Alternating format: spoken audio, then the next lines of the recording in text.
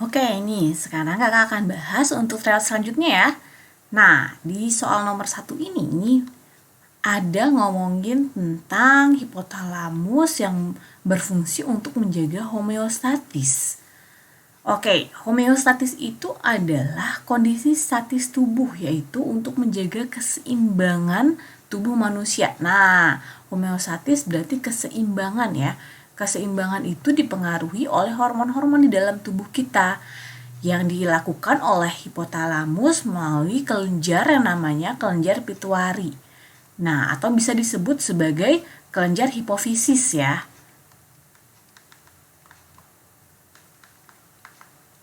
Nah, berikut yang bukan jenis hormon yang dikeluarkan oleh kelenjar pituitari atau kelenjar hipofisis adalah siapa?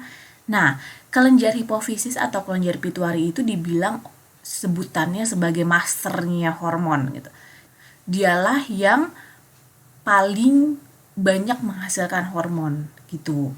Nah, adanya itu di kepala kita ya, di hipotalamus ya, di bagian otak kita. Nah, ada 2 tipe kelenjar hipofisis itu. Namanya bagian depan. Bagian depan disebut sebagai anterior. Sedangkan bagian belakang disebut sebagai posterior. Gitu ya, ini depan, ini belakang. Nah, setelah itu, dari pembagian ini, dari hipofisis atau pituitari bagian depan dan bagian belakang, itu pasti mereka akan memberikan hormon-hormon yang berbeda. Hormon-hormonnya apa aja nih yang dikeluarkan? Kalau di anterior itu, biasanya berhubungan dengan reproduksi. Berarti prolaktin tuh. Prolaktin tuh masuk sebagai di bagian anterior nih. Dia ini adalah anterior. Terus juga yang berhubungan dengan pertumbuhan. Atau disebutnya adalah growth hormone, GH. Nah, growth hormone ini dia akan disebut juga sebagai somatropik hormone karena dia itu bikin yang namanya hormon somatropin. Jadi kata-kata somatik ya, kalau sel somatik kan sel tubuh. Nah, itu dari kata-kata kayak gitu tuh. Jadi dia yang bikin pertumbuhan. Ini masuk sebagai ke anterior juga ya. Terus kalau prolaktin itu tuh buat menyusui jadi nanti. Jadi itu untuk menyusui. Nah, abis itu yang di sini, nah ini juga nih thyroid stimulating hormone TSH. Nah, hormon TSH ini, tiroid, itu juga ada di anterior, gitu. Nah, kalau TSH ini fungsinya untuk metabolisme tubuh. Jadi, mulai dari ngatur pencernaan, ngatur denyut jantung, kayak gitu-gitu ya, yang berhubungan dengan metabolisme. Nah, itu hormon TSH. Nah, ini juga masuk sebagai di bagian anterior. Nah, kalau posterior ini adalah di bagian belakangnya. Dia juga menghasilkan hormon. Ada yang namanya oksitosin, sama nanti ada hormon ADH. Ini nanti yang berhubungan sama ginjal tuh ya, hormon ADH. Nah, si oksitosin ini yang nanti akan membantu proses yang namanya mengejan kalau misalkan pada saat konstruksi kehamilan. Nah, konstruksi kehamilan ini juga disebut sebagai hormon kebahagiaan. Jadi kalau misalkan lagi konstruksi itu juga lagi sakit-sakitnya gitu kan, membantu uterus, membantu rahim untuk proses kehamilan, itu juga bisa jadi orang tuanya juga bahagia tuh ngelihat anaknya gitu, udah lahir. Nah, ini bagian posterior. Nah, kalau ini nih bukan dikeluarkan oleh kelenjar pituitari, bukan, kan yang bukan ya. Berarti sekretin, karena sekretin itu di pencernaan dia. Jadi dia nanti adanya di usus dan dia akan merangsang senyawa bikarbonat dari pankreas. Nah, beda lagi nih. Kan bukan hipotalamus ya yang ngurusin kayak gitu ya kalau pencernaan. Oke, berarti jawabannya yang E ya. Oke nih, nomor 2 nih. Hasil dari serangkaian reaksi kimia. Nah, ini reaksi kimia hasilnya siklus Krebs nih. Dalam satu molekul asetil CoA. Jadi kalau sebelum adanya siklus Krebs itu ada nanti glikolisis. Nah, glikolisis itu nanti akan menghasilkan asam pirufat. Nah, asam pirufat ini yang akan diubah lagi menjadi asetil CoA. Jadi kalau satu glukosa gitu diubah dipecah sama si glikolisis itu nanti akan menghasilkan 2 asetil CoA. Jadi kalau misalkan satu molekul asetil CoA berarti prosesnya diproses di siklus Krebs. Berarti kalau 2 nanti hasilnya jadi 2 kali lipat gitu ya. Kalau misalkan nanti pertanyaannya satu molekul glukosa berarti ada 2 molekul asetil CoA gitu ya. Tapi kalau misalkan satu molekul asetil CoA aja ya udah, berarti memang hasilnya si siklus Krebs itu aja. Nah, jadi awal mulanya kan tadi glikolisis gitu kan. Dia akan memecah asam pirufat. Nah, si asam pirufat ini dia akan berikatan dengan asetil CoA. Nah, baru tuh diproses. Setelah itu dia akan membentuk yang namanya asam sitrat. Setelah bentuk asam sitrat, dia akan bikin isositrat. Terus dia akan mengubah dirinya lagi menjadi A-ketoglutarat.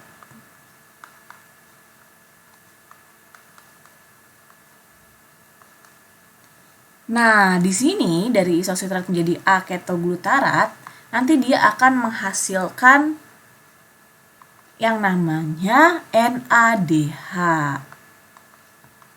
dan CO2.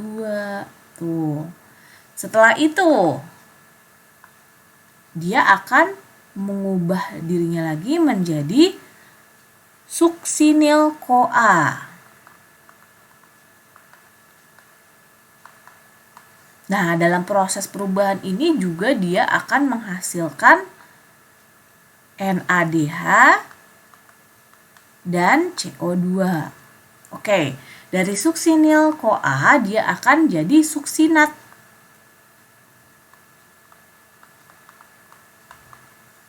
Nah, di sini akan terjadi hasilnya itu apa? GTP. Nah, nanti GTP ini akan berubah menjadi ATP, ya. Oke, lanjut. Dari suksinal, terus dia akan jadi fumarat.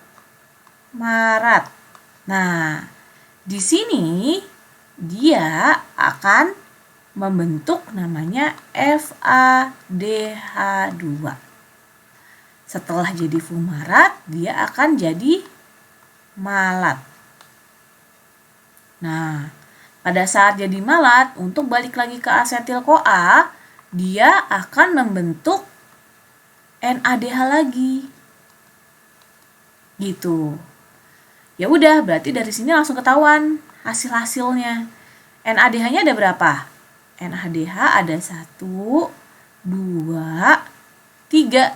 Berarti NADH-nya ada 3 ya nih. Berarti ada di 2 pilihan ini nih.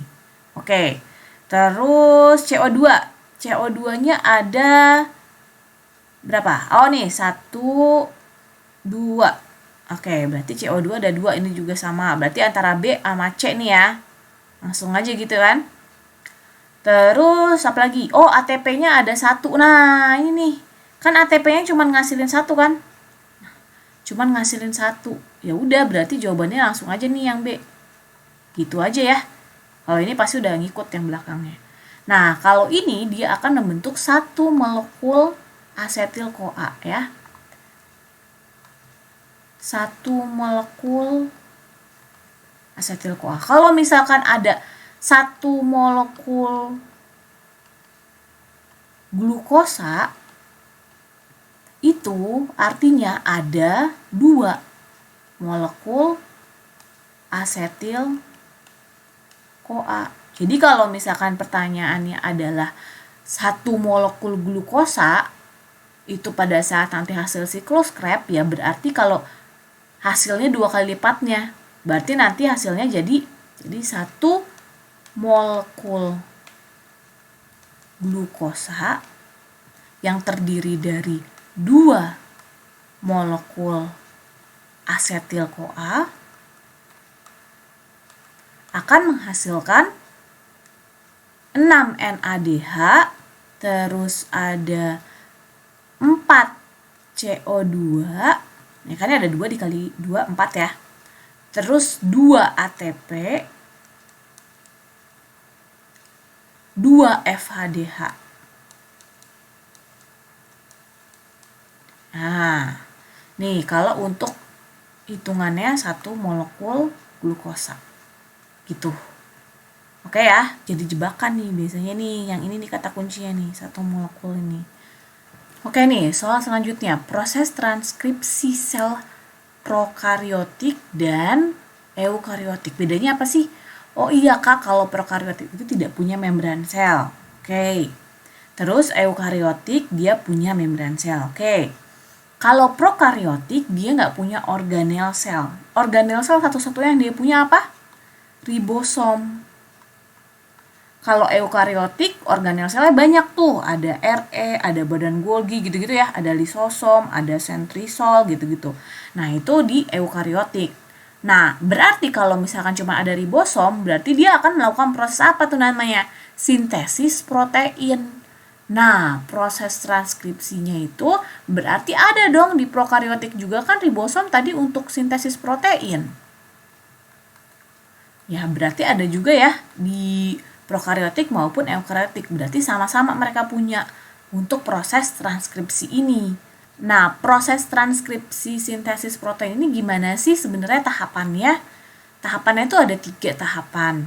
Jadi kan namanya transkripsi dan translasi gitu ya. Nah, ini ngomongin transkripsi aja nih. Kalau transkripsi itu ada 3 tahapan, yaitu tahapan inisiasi, elongasi, dan terminasi. Udah ketahuan jawabannya ya, tapi ini kakak jelasin dulu sedikit. Nah, kalau inisiasi itu berarti dia itu tahapan pertama kali promotor itu mau mulai dan mau nyalin gitu. Transkripsi itu artinya nyalin ya. Jadi, transkripsi itu sebenarnya disalin gitu. Proses penyalinan. Tapi kalau translasi itu adalah penerjemahan. Kalau disalin berarti dimulai adanya promoter. Nah, si promoter ini dia akan melakukan pembacaan ke mRNA, di mana nanti RNA polimerase itu dia akan berperan di situ. Pada saat pembacaannya nanti dia akan mengikuti tuh. Promotor siap mulai. Oke, baca sekarang. Nah, salin sekarang gitu. Nah, ini adalah proses salinnya nanti. Nah, itu pertama kali banget ya. Jadi pertama kali mau mulai. Oke, sekarang siap ya gitu. Oke. Itu buat yang itu. Jadi dia pertama kali baca itu. Oke, terus udah gitu kalau elongasi. Nah, elongasi ini adalah proses pemanjangan. Kalau tadi udah dibaca berarti kan harus diterusin terus kan? Kan harus diterusin terus kan? Terus gitu. Nah, proses pemanjangan ini biasanya dibaca dari 5 aksen ke 3 aksen. Jadi dari kiri ke kanan gitu. Jadi bacanya itu dari kiri ke kanan ya. Dari kiri ke kanan terus gitu. Berurutan. Nah, proses penyalinannya itu berurutan kayak gitu. Nah, baru kalau udah terminasi adalah proses penghentian. Stop. Kalau tadi ini startnya itu adalah di promotor. Kalau ini adalah proses penghentian. Jangan keterusan dong. Ini kan proses perjalanan panjangnya dia kan. Nah, kalau ini untuk stopnya. Stopnya sama sih terminator. Namanya terminasi berarti Proses perhentian pada terminator. Udah, jangan disalin lagi, sampai sini aja deh nyalinnya gitu. Kan yang dibutuhkan sintesis proteinnya di sini gitu. Nah, di sini dia pada saat proses penghentian terminator ini nanti akan lepas tuh si RNA-nya akan lepas dan dia masuk ke ribosom lagi.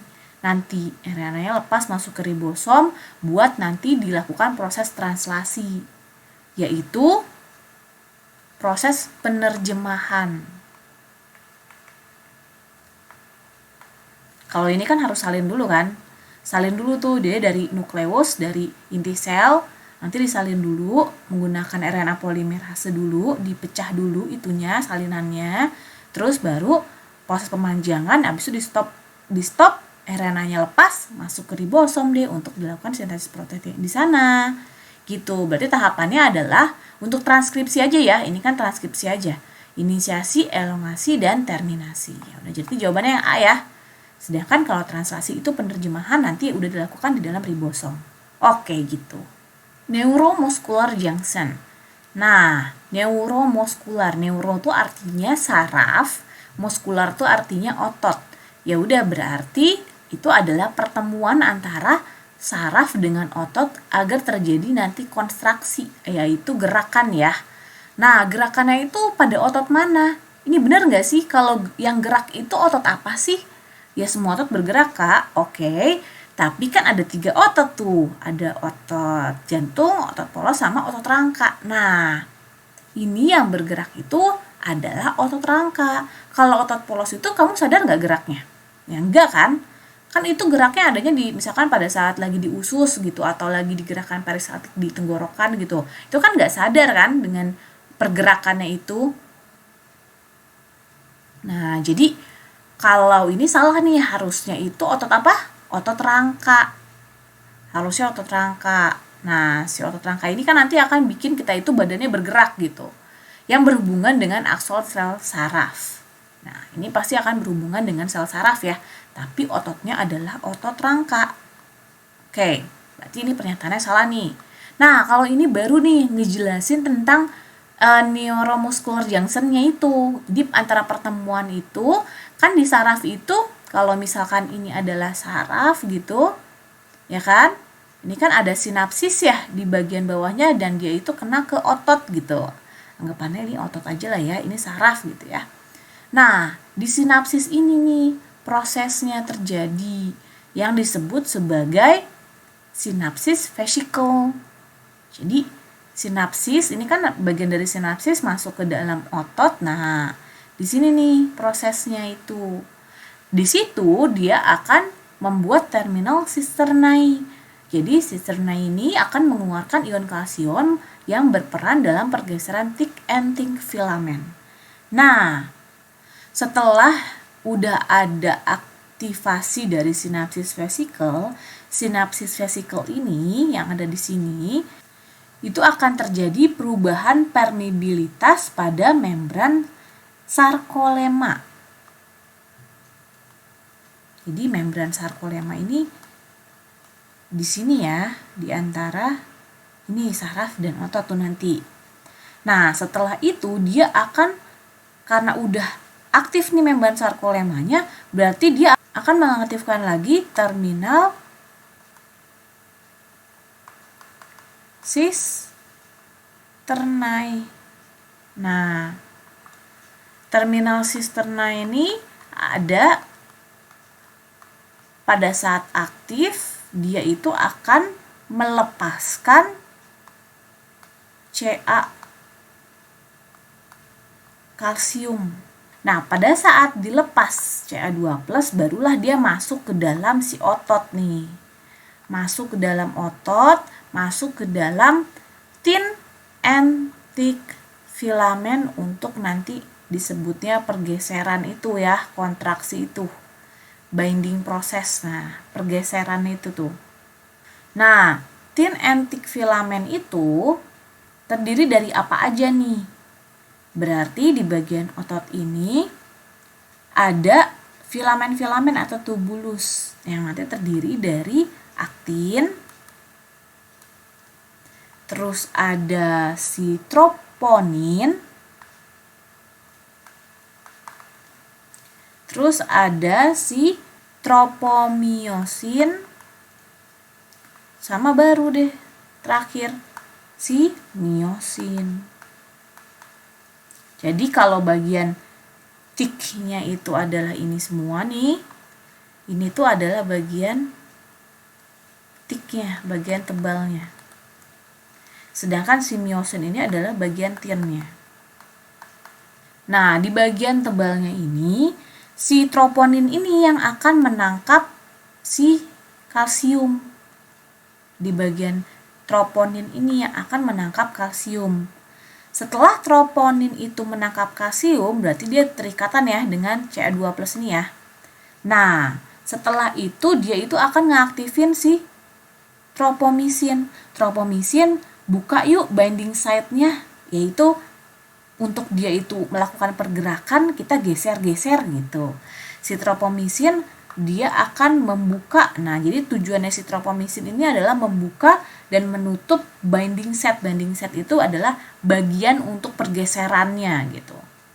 Dia akan menutup maupun membuka. Nah, jadi di kondisi sekarang ini pada saat udah ada Ca di troponin, maka pada saat itu tropomisin akan membuka binding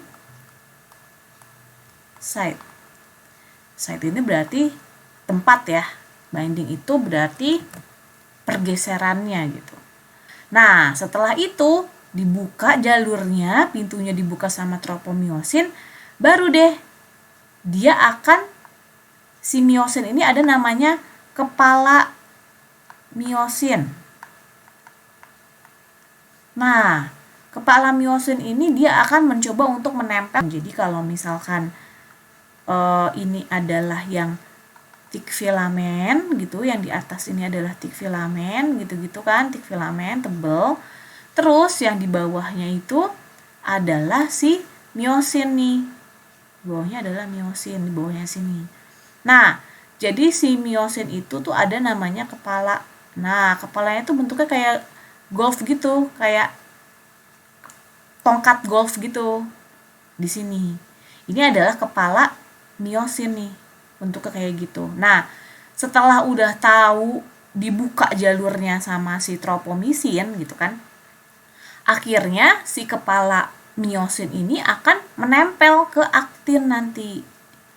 Jadi dia akan menempel. Dia akan menempel pada tuh, jadi nanti dia akan menempel gini. Pada aktin dia akan menempel di sini. Nah, kalau sudah menempel di sini, berarti disinilah terjadi konstruksi. Kan dia butuh energi ya dari yang tadi tiduran gitu, terus habis itu dia akhirnya nempel ke aktin. Nah, dari miosin yang kepala miosin yang tadi tiduran, habis itu nempel ke aktin. Nah, inilah terjadi konstruksi di sini. Kan udah selesai ya, udah terjadi konstruksi kan. Ca-nya udah dilepas lagi tuh nanti. Ca-nya udah terlarut kan nanti. Sudah menyatu ke sini. Terus ya udah. Berarti nanti dia balik lagi ke bawah gitu. Nanti si tropomisin juga akan kembali menutup binding setnya. Gitu. Nah, jadi si kepala miosin ini yang akan bikin namanya cross bridge, jembatan pergerakan antara si miosin dan si aktin di atas. Tuh, jadi kalau misalkan pertemuan antara miosin dan aktin ini, miosin dan aktin, nah itu nanti akan terjadi konstruksi. Itu nanti dibantu oleh kepala miosin untuk melakukan pertemuan ini nih, cross bridge ini. Nah, berarti gimana nih jawabannya? Bener ya? Udah sepanjang itu loh kakak ngejelasinnya, bener lah ya. Oke. Berarti pernyataannya benar. Berarti kalau ini salah, terus ini penjelasan yang di bawahnya itu benar, berarti jawabannya adalah yang D. Gitu. Oke, ini bahas tentang hereditas ya, tentang perkawinan silang. Terdapat kucing berbulu hitam, kuning dan orange. Oke, diketahui bahwa kucing berbulu hitam lebih dominan dan punya sifat epistasis. Nah, kalau epistasis itu artinya dia akan menutupi gitu. Jadi kalau saking dominannya dia akan menutupi yang gen satunya lagi. Kalau hipotastis berarti ditutupi gitu ya. Nah, gimana dalam satu persilangan itu akan memberikan keturunan kucing belang. Kucing belang itu berarti belangnya dia hitam sama orange ya. Hitam kuning, hitam orange gitu. Nah, anggapannya berarti kita harus cari dulu nih P1-nya dulu. P1-nya itu adalah yang dominan tadi itu si hitam kan?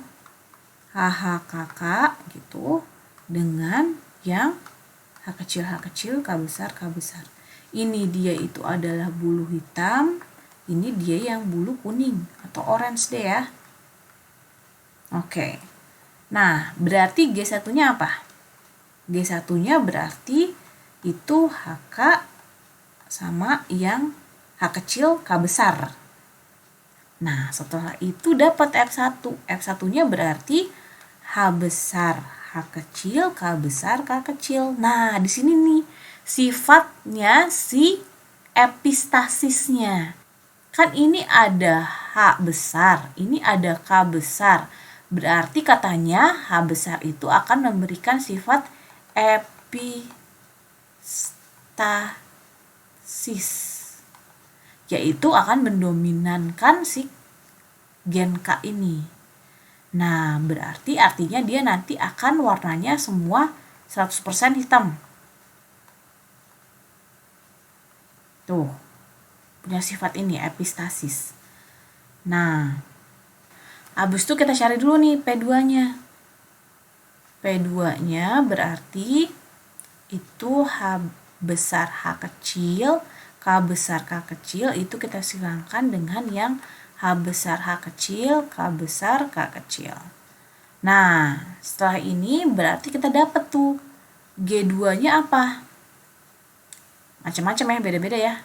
Ada H besar K besar, ada H besar K kecil, ada H kecil K besar, ada H kecil K kecil. Nah, ini buat yang ini juga sama. H besar K besar, H besar K kecil, H kecil K besar, dan H kecil K kecil. Nah, di sini baru tuh kita bikin tabel ya. Tuh, ini untuk F2 ya. Ini F2-nya nih. Nah, tabelnya kayak gini. Jadi kan yang atas sama yang bawah ya. Nah, di sini langsung kelihatan. Oke nih, dari yang dibuatin tabelnya ini, kita baru tuh pilah-pilahin lagi. Yang H strip, K strip. Jadi, ini kalau strip ini maksudnya mau besar kecil sama aja gitu ya. Nah, ada berapa nih? H besar berarti ini ya, 1, terus ini 2, ini 3, 4, 5, 6, 7, 8, 9. Nah, ini ada 9. Terus habis itu H besar, K kecil, K kecil. Nah, di sini nih H besar tuh terserah ya. Habis H besar mau H kecil atau H besar ya terserah gitu. Nah, di sini ada 1, 2, 3. Nah, itu ada 3 ya. Oke. Terus abis itu H kecil, K besar, strip. Kalau depannya H kecil berarti ini 1, 2, 3. Ada 3 juga. Baru terakhir H kecil, K kecil. Udah tinggal 1 doang terakhir di sini. Nah, berarti untuk tahu fenotipnya gimana nih? Ini kan sama ini sama ya. Sama-sama hitam. Ini sama-sama hitam. Terus ini nanti warnanya kuning atau orange gitu. Nah, ini baru belang. Karena kan sama-sama kecil-kecil ya dua-duanya. Jadi yang kecil-kecil ini itu nanti akan membawa warna belang. Berarti yang warna hitam itu ada berapa? Hitam ada 12. Terus warna kuning ada 3. Warna oranye ya. Warna oranye itu ada 3. Terus yang belang 1. Dia minta yang belang kan? Ya udah, kalau ini yang warna hitam berarti 12/16. Kalau warna orange itu warna kuning 3/16. Kalau yang belang adalah 1/16. Ya udah, berarti jawabannya 1/16. Yang C ya. Oke ya, nih soal selanjutnya. Pada proses reproduksi seksual, kapang Rhizopus ini dapat membentuk badan buah yang disebut ascokrap, yang di dalamnya terdapat askus yang menghasilkan askospora. Nah, berarti ini adalah fungi ya, atau jamur yang disebut sebagai namanya tadi udah jelas-jelas askoan, berarti ascomycotina. Nah, nih, jadi dia akan menghasilkan askokrap dan askusnya itu dapat menghasilkan askospora. Nah, berikut itu apa? Kan nih kata kuncinya adalah reproduksi seksual. Kalau misalkan ascomycotina itu reproduksi aseksualnya itu adalah conidiospora. Tapi kalau ini seksual, askospora gitu ya. Nah, dalam proses pembentukan askospora itu ada terjadi 2 kondisi. Nih, proses terjadinya ya, askospora. Pertama, itu ada yang disebut sebagai karyogami. Jadi, karyogami itu adalah proses penyatuan antara atau proses fusi ya, penyatuan antara siapa? Antara HIV positif. HIV positif ini disebut sebagai ascogonium. Anggapannya dia betina gitu lah ya. Nah, sedangkan kalau HIV negatif itu dari si Antheridium. Ini baru yang jantannya nih. Gitu. Jadi pertemuan antara ascogonium dan Antheridium nanti akan membentuk yang namanya zigot gitu. Nah, pada saat proses pembentukan zigot ini berarti dia jadi apa? Jadi 2N ya, jadi diploid kan? Nah, kalau misalkan zigotnya itu adalah diploid, berarti dia harus melakukan proses apa tuh untuk bisa menghasilkan yang haploid. Kalau namanya perpecahan antara si diploid menjadi haploid, berarti ada disebut sebagai proses meiosis gitu. Nah, di proses meiosis ini baru terpecahlah si zigot itu. Berarti jadi 4 nanti. Jadi akan ada inti-inti haploid masing-masing. Ada 4. Nah, dia kan harus membentuk lebih banyak lagi kan? Nah, di sini nanti setelah itu akan ada proses yang namanya apa? Mitosis. Nah, dari N berarti nanti jadi NN lagi nanti mereka. Jadi ada berapa totalnya? Ada 8 inti haploid. Nah,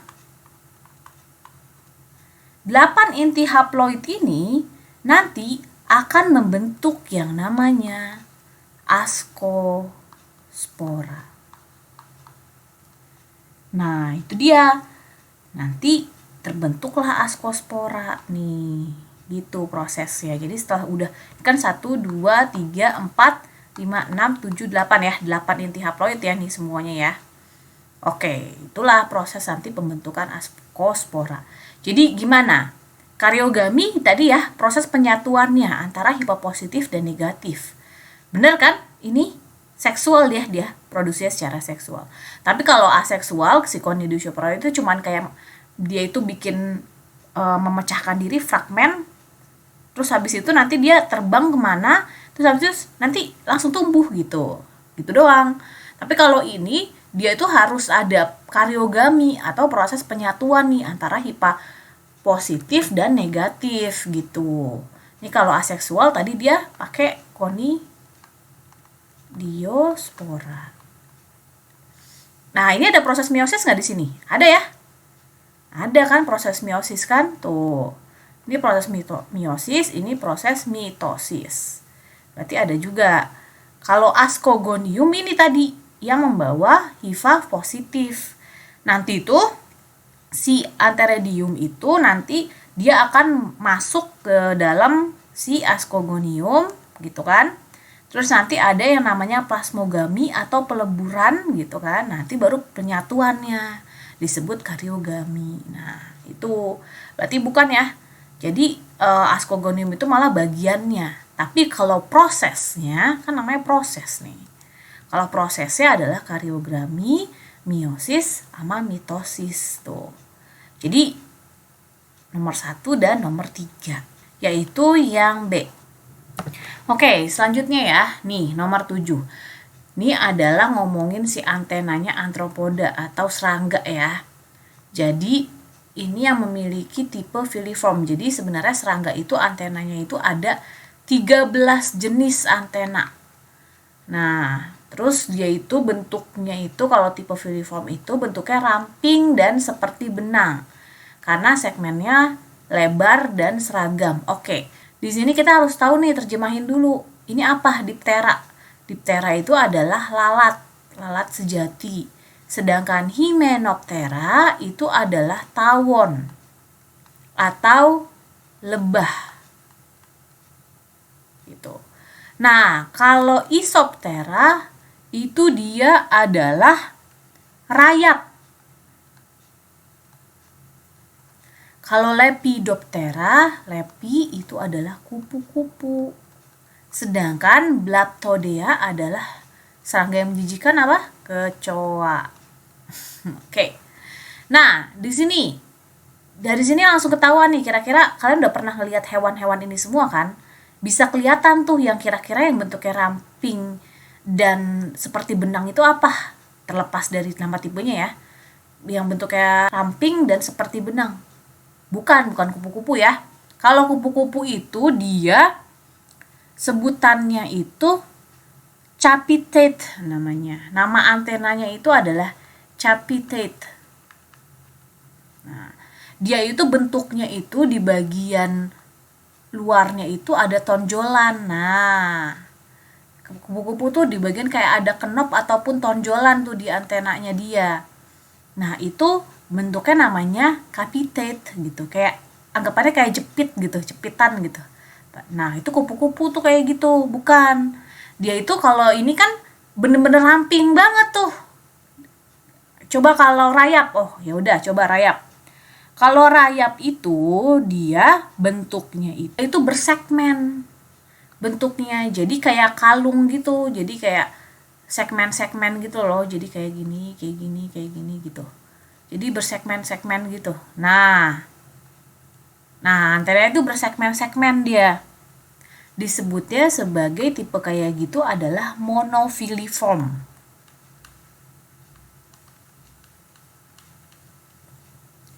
Jadi akan ada bentuk segmen-segmen, jadi kayak ada untaian manik-manik gitu. Nah, jadi bentuknya pun seragam. Iya sih, sama-sama seragam ya. Ini kan kata-katanya seragam. Makanya ada filiform, tapi dia monofiliform. Jadi dia bersegmen-segmen. Itu rayap. Kalau lalat, kalau lalat Diptera itu namanya itu adalah aristate. Jadi antenanya itu dia lebih seperti kantong dengan bulu lateral. Jadi kayak anggapannya tuh kayak ini, tapi tuh kayak berbulu-bulu gitu loh di bagian ujung-ujungnya. Nah, jadi ada bulu lateralnya. Itu kalau si lalat. Jadi ada bagian bulu lateralnya, si antenanya. Kan kalau ini dia nggak ada apa-apa ya, aristate namanya. Kalau ini kan bener-bener kayak benang dan ramping aja udah gitu. Nah, kalau Hymenoptera itu dia si lebah itu dia itu punya segmen terminal yang memanjang ke lateral dengan saling berhadapan. Jadi terminalnya itu jadi kayak seakan-akan kan kalau lebah itu kayak gini ya. Nah, kayak gitu kan ya. Nah, dia itu kan saling terminalnya satu sama lain. Kalau lebah antenanya begitu tuh. Jadi dia akan memanjang dan akan seakan-akan akan membentuk kayak gini. Nah, tuh. Tuh. Nah, kalau kayak gini ini disebutnya sebagai flabellate. Nah, jadi itu adalah bentuk antena yang dia itu segmen terminal yang memanjang ke lateral. Jadi nanti dia akan memanjang secara lateral.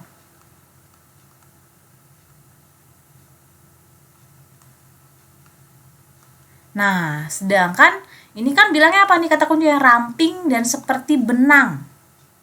Ya udah, kecoa tuh cuma begini doang kan? Nggak ada aneh-anehnya gitu. Antenanya tuh cuman udah kayak segini aja udah gitu, nggak ada apapun, bener-bener tipis banget gitu.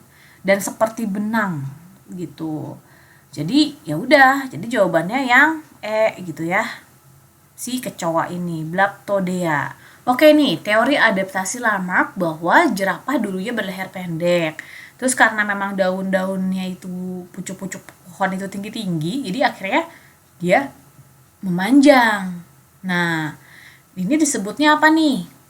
Coba, kalau habitat tracking itu adalah pencarian habitat. Nah, ini adalah seleksinya adaptasi dari si Darwin. Jadi, pencarian habitat baru. Jadi kalau misalkan dia itu mau bertahan hidup gitu kan, dia harus nyari habitat yang baru.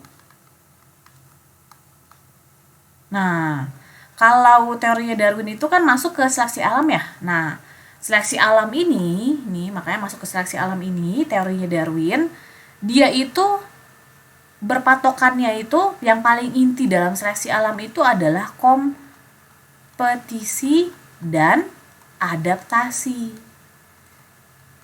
Nah, ini dia. Jadi saling berkompetisi dan saling beradaptasi untuk bisa bertahan hidup gitu. Itu teorinya Darwin kalau ini. Nah, tapi kalau use and disuse ini adalah itu tuh kata si Lamarck tuh bilang kayak gitu.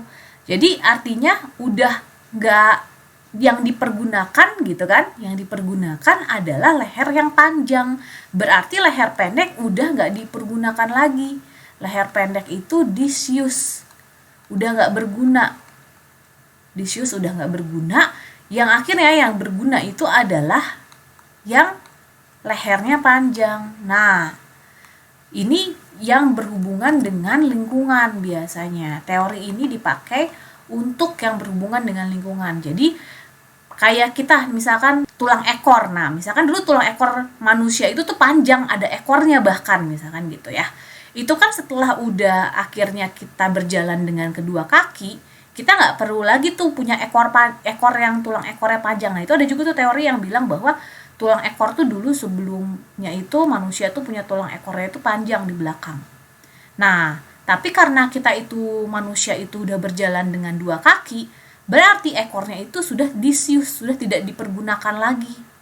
Akhirnya terpotonglah si ekornya itu menjadi tulang ekor yang kecil. Gitu. Berarti disuse, berarti tidak dipakai lagi. Nah, itu juga ada tuh teorinya yang bilang kayak gitu. Berarti ini adalah jawaban yang C. Kalau sistema natura itu adalah konsepnya dari si Carolus Linnaeus. Tahu nggak Carolus Linnaeus itu siapa? Dia adalah bapak klasifikasi. Jadi dia itu namanya Sistema Natura, itu dia bikin klasifikasi berdasarkan tingkat akson yang disebut sebagai sistema natura. Jadi klasifikasi dari tingkat taksonnya. Nah, tingkat takson itu kan ada yang genus, ordo, family, gitu-gitu ya. Kelas. Nah, itu tuh dia itu yang bikin dengan metode sistema natura. Oke, kalau keanekaragaman hayati itu beda lagi ya. Ini kan teori-teorinya orang untuk bertahan hidup nih, atau beradaptasi, atau teori-teori evolusi lebih tepatnya. Gitu ya. Berarti udah tahu ya jawabannya yang C.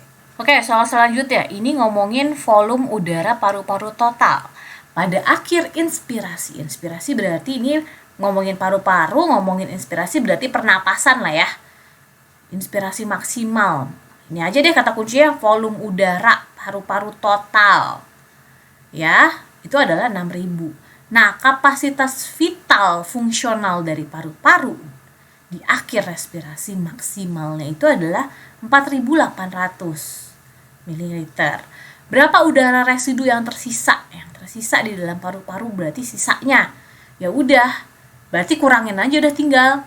Jadi sebenarnya volume total paru-paru itu rumusnya adalah kapasitas vital paru-paru ditambah dengan udara residu. Ya berarti kalau mau nyari udara residu, sisanya ya udah tinggal kurangin dong volume total paru-parunya dikurang dengan kapasitas vital paru-paru. Ya udah berarti 6.000 dikurang sama 4.800. Udah deh, jawabannya adalah 1.200. Udah tuh jawabannya yang A. Gampang kan? Oke, soal selanjutnya. Nih, ini bilang tentang gangguan kromosom nih, soal yang ini. Gangguan kromosom. Nah, kalau dilihat gimana? Ini hilang nih, kromosom X-nya hilang. Sebagian atau seluruhnya yang disebut sebagai monosomi. Oke, ini gangguan monosomi ya. Kalau monosomi berarti dia sendirian, gak ada. Ini disebut sebagai kelainan karyotype atau kelainan pada kromosom. Jadi ada juga yang disebutnya trisomi. Trisomi itu berarti nanti double.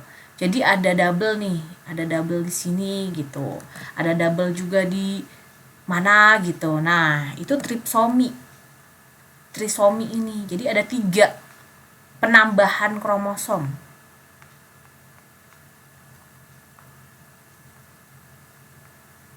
Kalau ini malah kekurangan ya. Berarti kalau yang E udah jelas bukan dong ya. Ini tuh saking hilang, jadi dia kekurangan. Nah, kalau sindrom Jacobs itu, dia itu adalah kelebihan malah sindrom Jacobs ini. Biasanya ini diderita oleh laki-laki. Karena apa? Karena dia kelebihan kromosom Y. Jadi X, Y, Y gitu. Namanya itu sindrom Jacobs tuh. Nah, hambatannya itu dia nanti jadi sulit berbicara, terus jadi tingginya juga nggak normal, dia juga ada gangguan perilaku, dan jadi gangguan reproduksi juga gitu. Jadi ada gangguan namanya kebanyakan hormon laki-laki juga bisa jadi bahaya ya gitu. Ini kalau sindrom Jacobs. Sedangkan kalau sindrom Klinefelter ini ya, Klinefelter ini adalah sindrom kalau ada di laki-laki juga. Kalau laki-laki itu pasti selalu bawa Y ya. Kalau perempuan itu kan X doang kan. Nah, berarti gimana? Kalau ini kelebihannya, kalau ini kelebihan di Y, kalau si Klinefelter ini dia kelebihan di X, berarti XXY. Jadi kelebihannya ada di X. Nih. Kelebihan ada di X, kalau ini kelebihannya di Y. Gitu. Nah, kalau ini sama-sama trisomi nih, jadi mereka ini trisomi juga sama-sama ya. Mereka penambahan kan? Kata-katanya penambahan. Tuh. Ya udah, berarti kalau ini sindrom laki-laki tapi X-nya lebih dominan, berarti hambatannya itu gimana nanti? Berarti nanti ukuran testisnya jadi kecil. Nah, ukuran testisnya itu jadi kecil. Terus bahkan dia itu baru sadarnya itu berarti setelah dia itu udah mulai remaja, udah mulai ada perkembangan sekunder dalam tubuh dia. Dia baru mulai sadarnya itu biasanya kayak gitu. Oh, ternyata aku membawa hormon perempuan gitu. Dan berarti kalau misalkan testisnya kecil, berarti testosteronnya juga akan rendah dong, kan testisnya kecil ya. Testosteronnya juga akan rendah. Nah, ini malah bikin yang nanti massa ototnya juga akan berkurang. Itu kan ciri-ciri testosteron ya. Massa ototnya berkurang, rambut atau bulu-bulu halusnya juga udah nggak ada gitu. Maksudnya berkurang gitu dia. Nah, itu hormon X itu, penambahan hormon X itu. Jadi baru kerasanya pada saat udah mulai remaja, baru ngerasa beda. Nah, bahkan ada jaringan payudaranya itu mulai membesar. Kan nggak boleh ya, laki-laki kan seharusnya nggak ada yang jaringan payudara yang membesar, ini jaringan payudaranya malah membesar karena membawa hormon perempuan si X itu.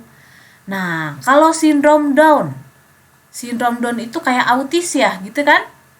Nah, dia itu sindrom Down itu ada trisomi juga di kromosom yang 21 di sini nih. Jadi ada penambahan ini adalah sindrom Down. Nah, kalau sindrom Down itu dia akan terhambat kayak autis gitu loh. Jadi kayak kemampuan berpikirnya juga akan terhambat gitu. Jadi terbatas dalam berbicara juga terbatas. Juga jadi kayak anak-anak autis gitu. Nah, itu rata-rata tuh mereka itu sindrom Down juga. Jadi daya konsentrasinya itu rendah. Nah, itu sindrom Down ya. Nah, kalau sindrom Turner, nah ini dia sindrom Turner itulah yang menyebabkan adanya kehilangan dari kromosom X. Nah, biasanya ini di perempuan. Kalau kromosom X itu pasti dibawa oleh perempuan kan? Nah, biasanya itu diderita oleh perempuan. Jadi monosomi. Karena kan dia membawa hormon perempuan doang, X aja nggak ada Y-nya. Nah, tapi dia itu bisa kehilangan sebagian, jadi cuma setengah gini doang. Ada yang bener-bener full hilangnya, nggak ada sama sekali kayak gini. Nah, itu berarti dibagi dua lagi nanti. Disebutnya ada yang klasik, ada yang mosaik. Kalau klasik itu dia hilang sepenuhnya, kalau yang mosaik hilang sebagian aja. Nah, kalau yang digambarnya itu hilang sepenuhnya ya. Ini nggak ada sama sekali kan di sini nih. Nggak ada sama sekali ya di sini kromosomnya. Nah, ini bener-bener yang sindrom Turner yang klasik, yang bener-bener hilang sepenuhnya gitu. Nah, kalau kromosom hilang sepenuhnya nanti berarti pertumbuhan perempuannya itu akan terganggu, bener kan? Ya sih, semuanya pertumbuhannya juga akan terganggu. Tapi kalau yang perempuan namanya hilang monosomi, ya udah jelas-jelas nanti dia lehernya itu akan semakin lebar. Terus akan terjadi gangguan pada mata maupun pendengarannya. Jadi bagian penglihatan mata ataupun pendengarannya itu akan terhambat, akan terjadi gangguan. Nah, ya udah berarti dia juga akan mengalami hiperaktif dan kemampuan sosialnya juga akan rendah. Jadi tidak memiliki kemampuan sosial yang baik gitu. Kan rendah. Dia bahkan tidak bisa mengetahui tata letak dan angka. Nah, itu pada sindrom Turner. Berarti itu monosomi, yaitu berarti jawabannya adalah yang D. Oke nih, protein dalam fosfolipid di struktur membran sel dapat mencapai lebih dari 50 berat sebuah membran. Kamu tahu nggak sih kenapa kayak gitu dan ini benar atau enggak? Karena di dalam membran sel itu kan memang membran sel itu terdiri dari fosfolipid ya.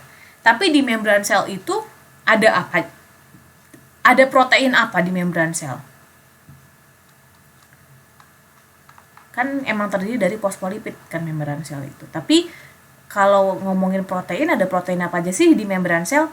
Ada yang protein integral, ada protein periferal. Nah, kalau integral itu menyatu banget gitu dengan si fosfolipid dan itu udah bagian dari struktur membran, kalau si periferal itu dia biasanya cuma ada di ujung-ujungnya dan juga untuk transport zat gitu, zat atau molekul. Nah, itu biasanya protein periferal. Nah, karena dia ada struktur protein gitu kan, kenapa kok beratnya bisa mencapai lebih dari 50% dari berat sebuah membran? Karena struktur protein itu dia itu akan lebih besar ukurannya dan lebih kompleks, intinya sih gitu sih. Kalau struktur protein itu akan lebih besar dan lebih kompleks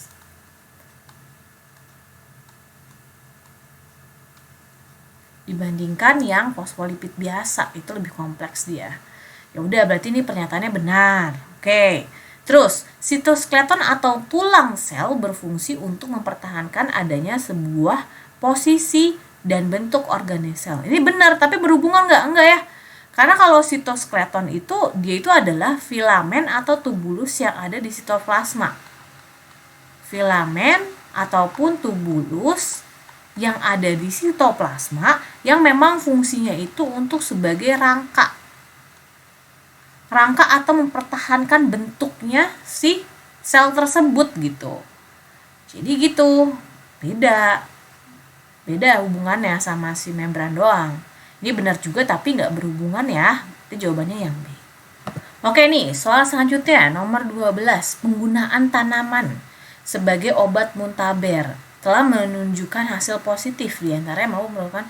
Oke, nah terus abis itu kata kuncinya apa lagi? Ini kan penggunaan tanaman itu yang namanya fito-fito. Jadi ini fito itu semuanya adalah penggunaan dari tanaman gitu.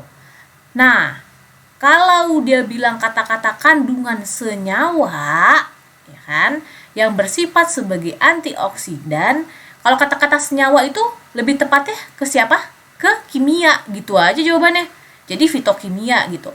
Tapi kalau misalkan di sini penggunaan tanaman untuk proses apa yang dilakukan dengan menggunakan hormon gitu.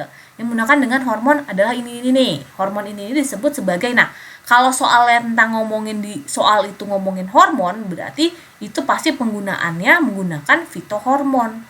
Kalau fitoremediasi itu adalah penggunaan tanaman untuk memecah logam ataupun menghilangkan pencemaran lingkungan. Jadi fitoremediasi adalah untuk menjaga masalah lingkungan ya. Jadi ini untuk mencegah pencemaran lingkungan.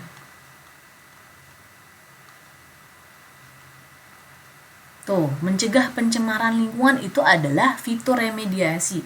Jadi kalau misalkan ada dipergunakan tanaman ini untuk mencegah pencemaran terhadap timbal lalalala gitu-gitu. Nah, itu digunakannya pemanfaatan tumbuhan seperti itu digunakan untuk apa? Nah, itu adalah fitoremediasi.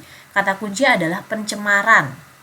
Nah, fitoremediasi ini melakukan proses yang namanya fitoekstrasi. Jadi fitoremediasi itu juga ada dua. Ada yang namanya fitoekstraksi, ada yang namanya fitostabilisasi.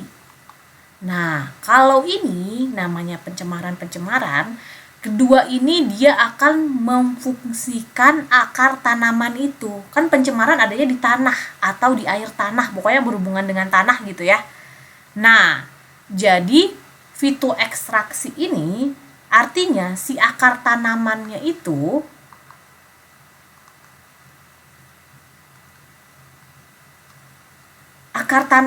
akan menyerap kontaminan, menyerap si pencemarannya itu secara langsung. Jadi dia akan diserap tuh, yang disedot lah pokoknya, yang kotor-kotor, timbal-timbal yang jahat buat pencemaran itu diserap sama akar tanaman. Udah diserap, nanti dikeluarin lagi lewat proses transpirasi, yaitu penguapan gitu kan. Nanti udah deh itu disebar di udara. Jadi udah udah bersih gitu dari yang limbah yang ada di tanah gitu. Kalau fitostabilisasi, dia itu malah kebalikannya. Jadi dia malah memanfaatkan akar tanaman yang menolak adanya kontaminan. Jadi kalau misalkan dilihat bahwa akar tanaman ini menolak, bukan menyerap ya, ini menolak si kontaminan, nanti si akar tanaman ini nanti akan dibentuk namanya eksudat akar. Jadi dari eksudat akar itu dia akan menstabilkan, mengikat dan mengunci si kontaminan tersebut. Jadi dia akan menstabilkan, mengikat dan mengunci logam, si kontaminan itu akan diikat, mengikat logam itu yang bagian kontaminannya ya, yang pencemarannya ya, di dalam tanah. Jadi dia akan mengikat itu di dalam matriks tanah. Tuh. Jadi malah untuk mengikat. Jadi untuk biar dia itu nggak makin melebar gitu pencemarannya. Jadi ditolak itu buat diikat. Jadi ini tahu nih, ini kontaminan. Ini tahu nih tanahnya terkena kontaminan. Ya udah, berarti aku akan ngikat terus, nggak boleh kemana-mana tuh. Tapi dibuatnya dalam bentuk eksudat akar. Ya, gitu. Jadi kalau misalkan kata-kata senyawa, ini kan kalau ini buat obat, benar nggak? Nah, ini buat obat dan dia menggunakan kandungan senyawa sebagai antioksidan. Nah, kalau untuk senyawa antioksidan yang dipergunakan itu pada penelitian ini, gitu kan, penelitian di soal ini, itu senyawanya adalah namanya alkaloid atau flavonoid atau juga fenol gitu, saponin. Nah, fenol sama saponin. Nah, ini adalah senyawa-senyawa antioksidan. Nah, kalau kata-kata senyawa-senyawa antioksidan ini senyawa apa? Senyawa kimia kan? Ya udah, berarti kalau senyawa kimia berarti jawabannya yang fitokimia, yang D gitu. Soal selanjutnya, metode untuk mengisolasi bagian dari tanaman seperti kelompok ini kalau yang kayak gini-gini ya, metode kayak gini pada kondisi aseptik gitu-gitu, terus jaringan menjadi tanaman kecil. Nah, ini adalah metode bioteknologi yang kita sebut sebagai kultur jaringan. Jadi jaringan tanaman, ini kan ada jaringan kan, terus ditaruh di kultur dengan kondisi aseptik gitu. Nah, nanti dia akan percis dengan induknya. Kalau kultur jaringan itu berarti metodenya, ini yang dibicarain di soal, metodenya itu di mana dia akan ngambil jaringan-jaringan meristem pada tumbuhan. Nah, jaringan meristem ini itu punya sifat yang disebut sebagai totipotensi. Dia punya sifat sebagai totipotensi. Nah, sifat totipotensi ini adalah sifat yang terus membelah diri terus gitu. Nah, sifat membelah diri ini nanti diambil tuh jaringannya.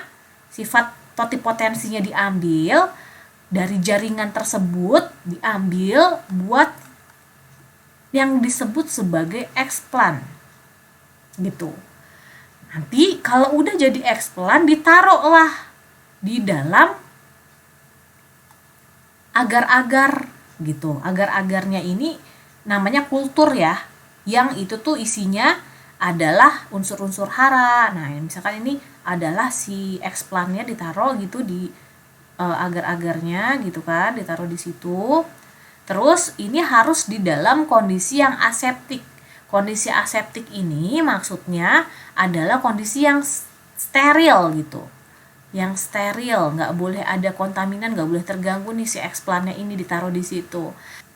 Nanti lama-lama kalau ini si eksplannya udah ditaruh di sini, udah steril juga di dalam kondisi aseptik, Nah, inilah yang disebut sebagai kalus. Jadi sel-sel yang tadi eksplan adalah sel-sel yang memiliki sifat totipotensi ini yang terus membelah ditaruh di dalam agar-agar di lingkungan aseptik. Nah, ditaruh di sini itu namanya kalus. Gitu. Nah, setelah itu dia akan mengalami diferensiasi. Si selnya ini akan terus mengalami diferensiasi. Nah, diferensiasi ini artinya dia akan sudah mulai tumbuh daun kecil, terus udah mulai numbuh akar, mulai numbuh akar gitu. Nah, kalau udah mulai numbuh akar, daun gitu ya. Nah, ini nanti disebut sebagai planlet. Nah, kalau udah mulai ini bisa dipindahin dong, atau bisa disebut sebagai bibit lah ya. Tanaman bantet kecil, plant. Plantnya bantet. Jadi, bibit kecil-kecil ini baru bisa dipindahin tuh. Misalkan dipindahin di tanaman-tanaman hidroponik tuh biasanya tuh dilakukan proses seperti ini.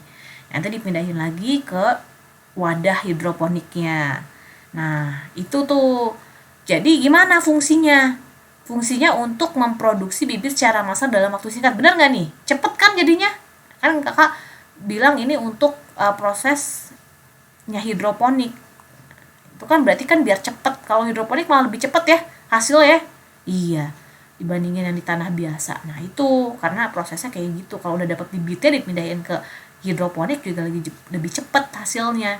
Membiarkan bagian tanaman dalam ukuran sekecil-kecilnya. Nah ini kan kecil kan? Dalam bentuk bibit ini kan si planlet ini bantet banget sih tanamannya. Nah, jadi untuk menghasilkan kalus sebanyak-banyaknya. Nanti kalusnya juga dapatnya banyak dong. Untuk ini nanti kalau udah dapat jaringan nanti kan membiarkan bagian tanaman ukuran kecil kloningannya dari si kalus. Kalau kalusnya dapatnya banyak nanti tanamannya jadi banyak. Benar kan? Nah, ya ini juga benar. Perbanyakan vegetatif. Nah, vegetatif itu adalah tunas. Ini kan tunas nih. Ini si tanaman-tanaman kecil ini adalah tunas kan? Iya. Jadi ini juga benar ya.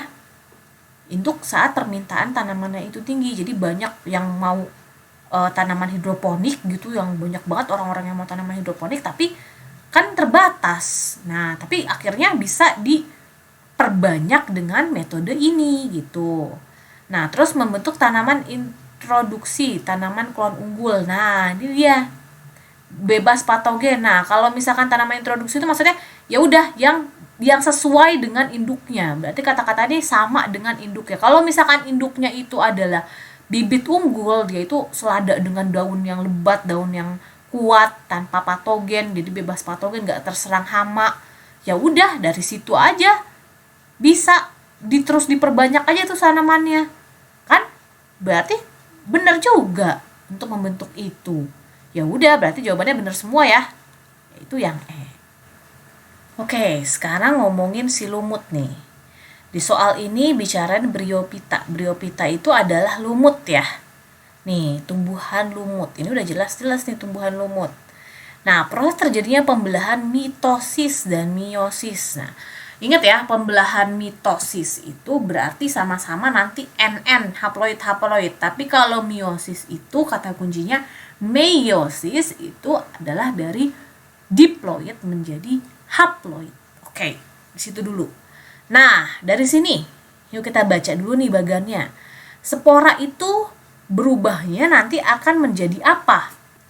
Spora itu nanti berubahnya akan menjadi protonema.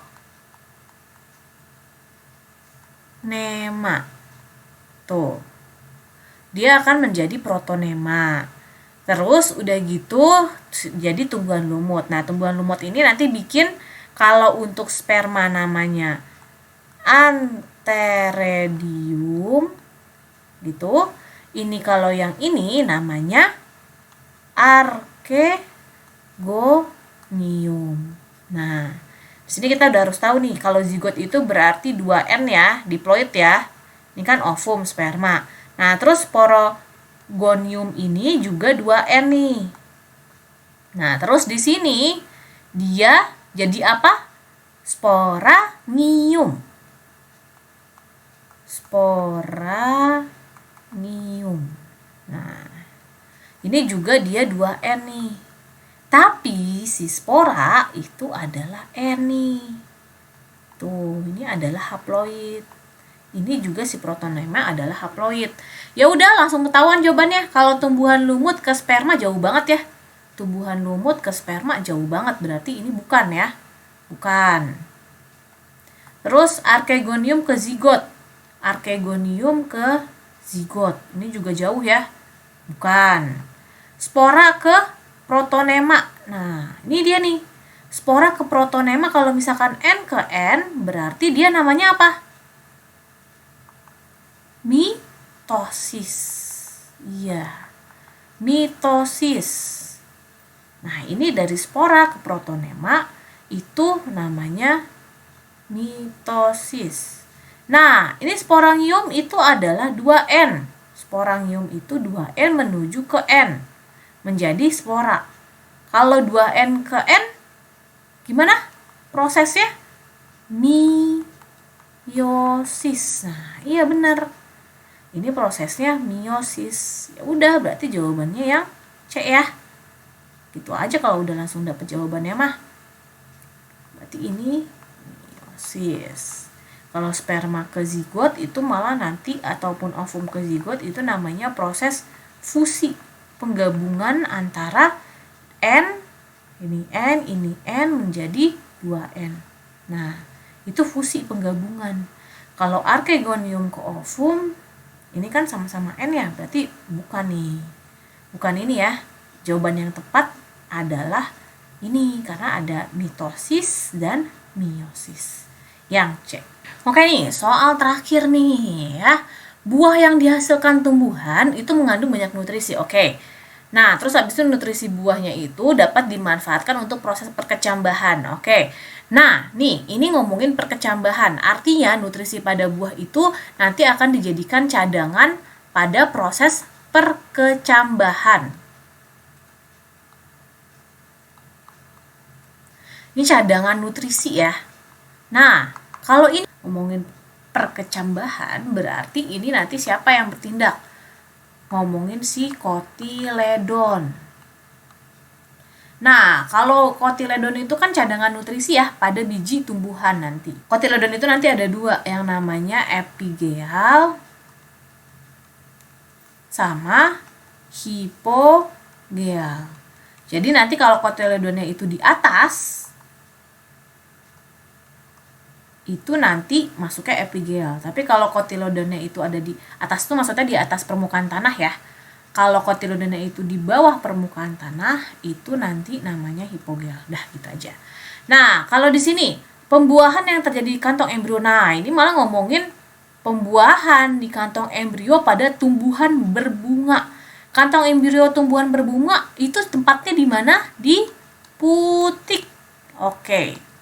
Akan mengandung 2 sel inti polar. Nah, 2 sel inti polarnya ini disebut inti kandung lembaga sekunder. Ya. Kalau kamu ikutin tryout yang sebelumnya, kakak udah jelasin tuh di tryout yang sebelumnya. 2 IKLS atau 2 sel inti polar yang bergabung dengan inti sperma kedua. Yang nantinya akan membentuk bakal buah atau disebut sebagai endosperm. Kalau sel telur juga terjadi di putik ya. Kalau sel telur atau ovum itu bertemu dengan inti sperma 1, berarti jadinya adalah zigot atau bakal biji. Itu, ini pada tumbuhan berbunga. Nah, ini sebenarnya dua-duanya benar, tapi nggak berhubungan karena ini ngomongin tentang perbungaan gitu ya, kantong embrio perbunga-bungaan. Kalau ini malah ngomongin perkecambahan gitu. Ya udah, berarti jawabannya yang B. Nah, sampai sini dulu ya penjelasan dari kakak. Semangat buat kalian yang nanti mau ikut SIMAK UI, dan semoga aja soal-soal yang kakak jelasin konsepnya kalian dapat dan kalian bisa ngerjain soalnya dengan baik gitu.